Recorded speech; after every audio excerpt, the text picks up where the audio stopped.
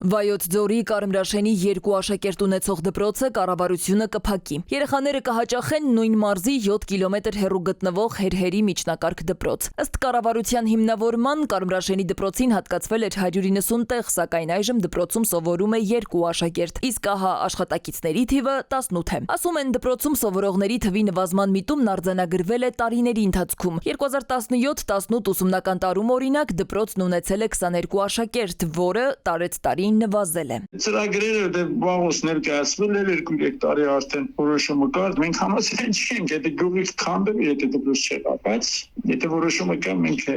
անզոր ենք։ Մինչև 2026 թվականը 100-ից պակաս աշակերտ ունեցող 230-ից ավելի դպրոցներ կմիավորվեն։ Ըստ կրթական գերատեսչության այս խնդիրը կա նաև գրեթե բոլոր սահմանային գյուղերում, որտեղ այսօր անվտանգային խնդիրներ են առաջացել։ Այդ գյուղերում դպրոցներն ունեն փոքրաթիվ աշակերտներ, ըստ այդմ ենթակա են օպտիմալացման։ Մասնագետների բնորոշմամբ սա հանգեցնելու է աշխատատեղերի զգալի կրճատման։ Կրթության նախարարը միշտ էլ հայտարարում է հետևյալը. դպրոցը սոցիալական հարցեր լուծող միջավայր չի։ Աշխատողները մեծամասամբ դուրս են մնում, որսում են իրենց աշխատատեղերը։ Դա արդեն մենք տեսել ենք։ Իսկ նախարարությունը ասում է, փակվել է, ձեր աշխատատեղը կորցրել եք, որ դպրոցներում կլինեն թափուր աշխատատեղեր, գնացեք մասնակցեք մրցույթներին, եթե գաղթեք այդ մրցույթները, ընդունեք աշխատանքի։ Աշխատողների աշխատանքը կորցնելը ընդհանրապես չի հետաքրքրում ԿԳՄՍ նախարարությանը։ Տեղացիներն ասում են, Կարմրաշենից Հերհեր տանող 7 կիլոմետրանոց ճանապարհը ձմռանը հաճախ փակվում է ձյան պատճառով։ Երեխաները ստիպված են լինելու այդ ճանապարհը հաղթահարել ամեն օր, հաճախ